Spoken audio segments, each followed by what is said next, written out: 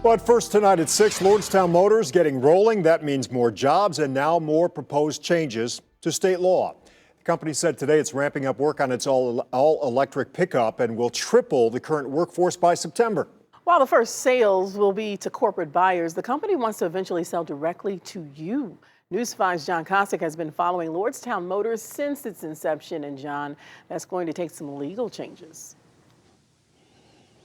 Yeah, much the same way that the Endurance has changed the way vehicles are made. They're arguing that they should also change the way vehicles are sold.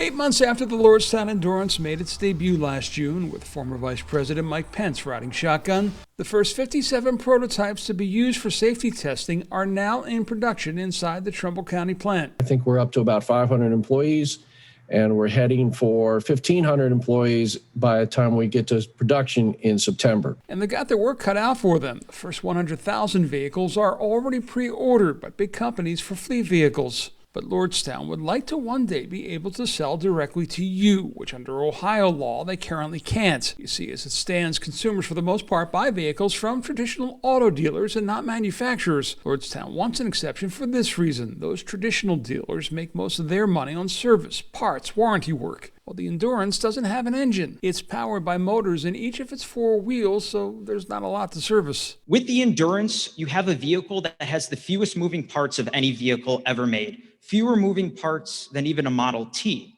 So Lordstown is seeking an exception that would allow them the option of selling directly to consumers. But you should note, if you have your eye on one, with over 100,000 pre-ordered, you may have to wait a while. Right now, it's going to take us a couple years to fulfill that demand. And that demand does not even include federal and state vehicles, which those have to go through a procurement process. So we are primarily focused right now on meeting the commercial demand that we have. That being said, the thing that makes it maintenance friendly also makes it easier to produce. They were putting out about over 400,000 cruises a year here when it was GM.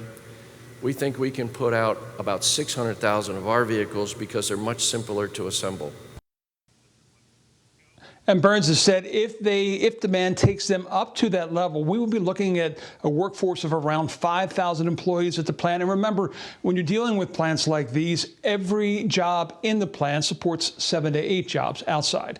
Live in Shaker Heights, John Kosick, News 5. All right, we appreciate that, John. And the president of the Ohio Automobile Dealers Association responded to Lordstown's push to change state laws, saying major automakers work successfully with independent new car dealers in Ohio. He goes on to say Lordstown Motors could also find success operating within current state laws governing the sale of new vehicles.